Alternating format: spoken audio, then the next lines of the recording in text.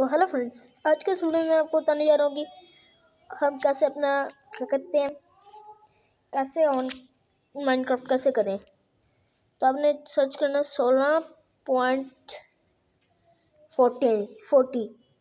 तो इधर फर्स्ट पे आपको एक ऑप्शन आएगा, इसको आपने क्लिक करना है। तो इधर आपको मिल जाएगा पहले ही। तो इसको इस तरह से करना है, फिर इस तरह से फिर आपको नीचे आना है। या मैंने लिंक बंद कर दी, सॉरी।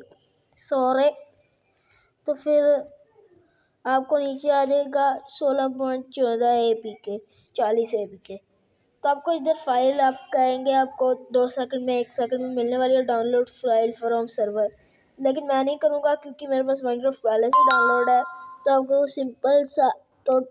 सिंपल सी चीज़ें मैं आपके लिए लेके आता हूँ।